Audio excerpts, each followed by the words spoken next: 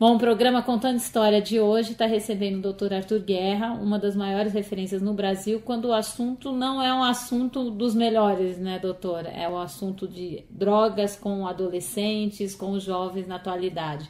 E eu começo perguntando, doutor, eu escutei o senhor falando numa entrevista que eu pesquisei antes de vir te entrevistar, que nunca o Brasil teve um cenário tão preocupante com o uso de drogas. Isso está tendo uma regressão ou ainda continua elevando esse nível de uso de droga entre os adolescentes?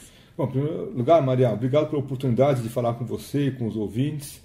Eu acho que esse é um assunto super importante por 3 motivos. Em primeiro lugar, porque drogas é um dos principais problemas de saúde pública no mundo todo, no Brasil e em São Paulo, né? Segundo, os jovens de fato estão usando cada vez mais drogas em idades mais precoces. Isso acontece, então, com quadros de dependência, com uma frequência maior. Isso acontece com problemas e com difícil manejo. Terceiro, são poucas ações que nós temos, quase nenhuma, de prevenção, de educação, de informação. Então, ainda que esse cenário seja preocupante, está todo mundo preocupado, mas com pouca intervenção efetiva, com pouco resultado prático em relação a esse problema da saúde pública, né? Então, acho que é um assunto bem pertinente para os dias de hoje, eu acho que é um assunto da maior importância. Quando eu estava me preparando para fazer a entrevista com o senhor, eu falei... Eu não quero falar em termos... o que eu vou perguntar, porque é um assunto tão amplo, a gente não tem muito tempo, onde eu iria centrar. E como o nosso programa, ele é ouvido de A a Z, eu fiquei, eu vou, não como jornalista, mas eu vou como mãe de 2 crianças, mesmo que pequenas, mas já preocupada com o que vai vir pela frente. Hoje, no seu consultório, o senhor atende, qual a menor idade que o senhor já começa a atender? Se eu já teve caso se eu estava falando do consumo precoce, qual assim o paciente de menor idade que o senhor já atendeu? E eu falo isso não por curiosidade, mas para ver quando a gente precisa começar a ter um contato assim com esse assunto com as crianças. Eu sou médico psiquiatra. E dentro da psiquiatria eu escolhi esse campo de dependências químicas, de álcool e drogas. Mas na psiquiatria o assunto ele é muito visto com cuidado, porque existe a psiquiatria de adultos, eu sou um psiquiatra de adultos, e existe a psiquiatria da criança e do adolescente, é um outro tipo de psiquiatria. Então, ainda que eu tenha contato com essas crianças e adolescentes, a minha prática é muito mais voltada para o adulto.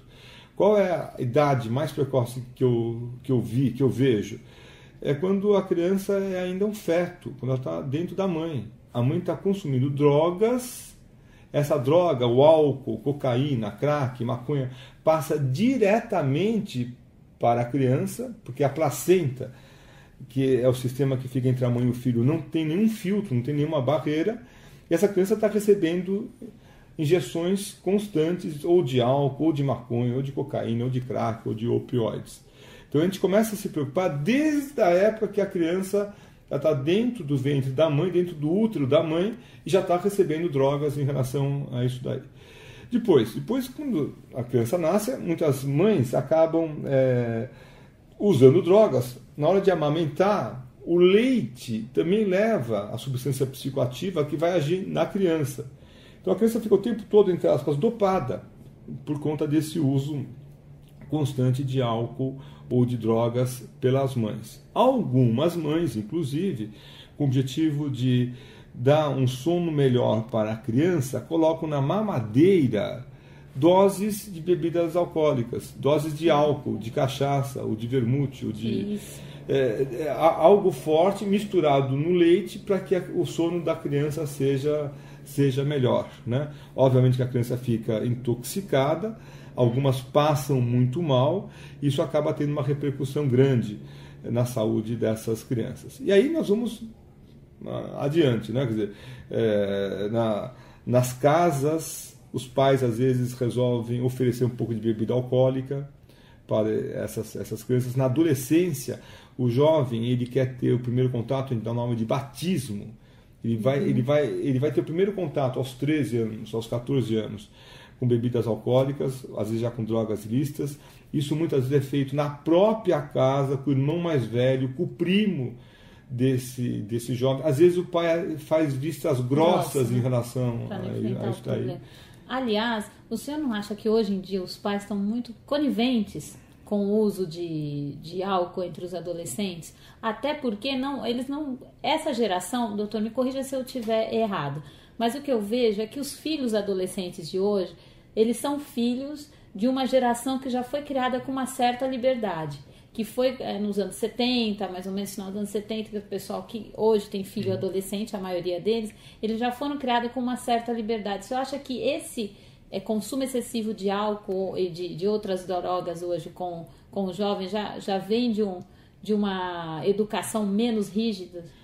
Não é uma educação menos rígida, mas é uma educação onde os valores são diferentes e onde não há claramente um entendimento do que é ou do que deva ser educar.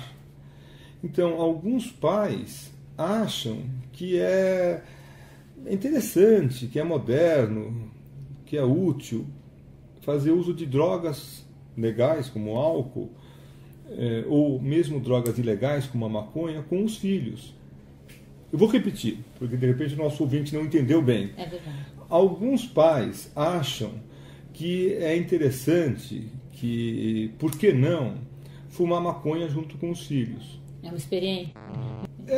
O que os pais me contam aqui é o seguinte: mas se eu consigo fumar até de forma ocasional, de forma moderada, por que o meu filho de 14 ou de 15 anos não consegue também?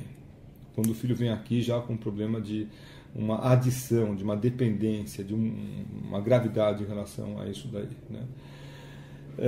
Então, os valores são diferentes. Evidentemente que eu vou dar para você, Maria, para os nossos ouvintes, a visão médica de um assunto que não é médico só.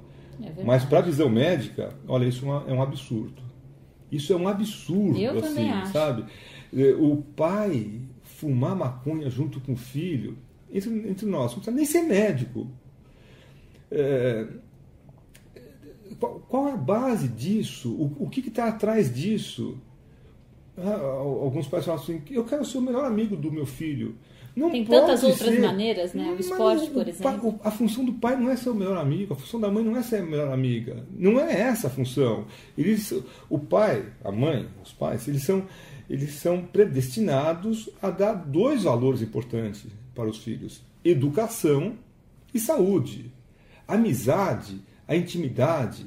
Se a filha teve a relação sexual e vai contar para em geral é para uma amiga, né? Não quero ser a melhor amiga. Há milhares de anos é assim. Por mais milhares de anos vamos continuar nesse modelo. Então, o pai sair para a balada com o filho, os dois atrás de meninas, isso sendo temperado com álcool, com maconha, na visão médica, isso daí não é algo que deva ser estimulado, que deva ser exemplificado. Por quê? Justamente é o pai que ele precisa falar: campeão, filho, adoro você, mas assim não dá. É o exemplo, né? O exemplo é tudo. O exemplo, Maria, assim, ele é fundamental. Tem uma frase que eu gosto de repetir, que é a seguinte: o exemplo não é a melhor forma de você ensinar alguma coisa para o seu filho. Não é. Ponto. É a única. É verdade. Então, se o pai, se a mãe não derem um exemplo saudável em relação ao uso de álcool, uso de drogas, quem que vai dar? O policial vai dar? O médico vai dar? O pastor? O padre? O professor? Quer dizer, o pai está terceirizando isso para uma outra pessoa. Muitas vezes colocam a criança numa escola considerada top de linha para jogar a responsabilidade da educação para a instituição. E a escola, ela está com conhecimento. A educação, gente, tem que vir de casa. Exatamente. O pai e a mãe que tem essa obrigação. Exatamente isso. E tem a obrigação de oferecer, de manter a educação, valores, a moral, a ética e a saúde. Olha, tem que escovar o dente, tem que ir ao médico, tem que tomar vacina. Eu não quero tomar vacina. Desculpa, você vai ter que tomar vacina, né? a criança fala, eu não quero estudar, eu não quero... Vai ter que estudar. Né?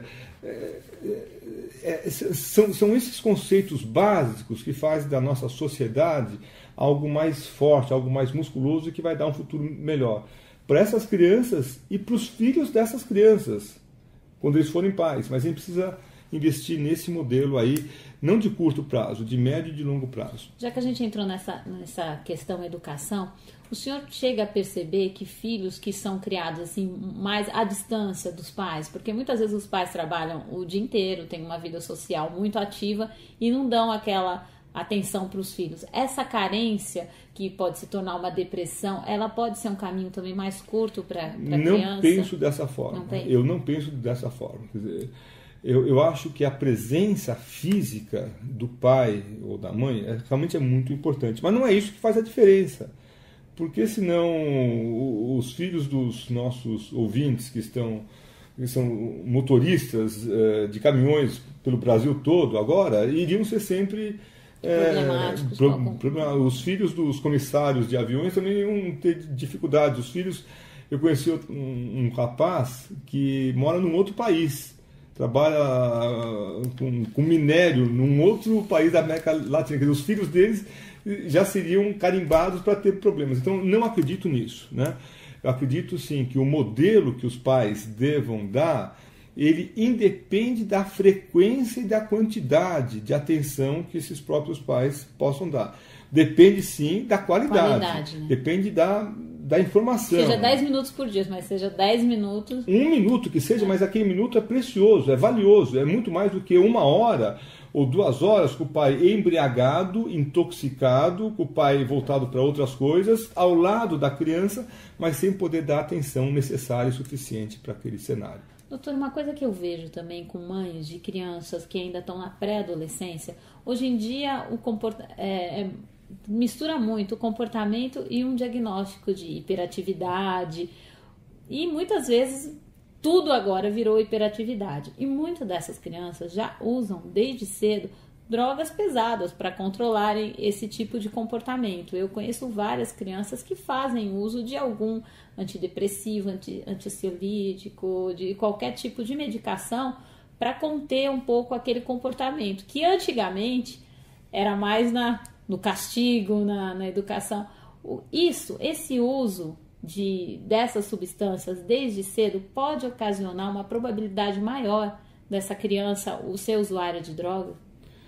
Maria, nós viajamos aqui agora longe, né? Nós começamos com um assunto agora foi interessantíssimo. Acho que faz todo sentido o que você está falando, mas eu acho que só isso aqui seria um outro programa, uma outra... Olha, você tem toda a razão, Maria. Eu vejo assim,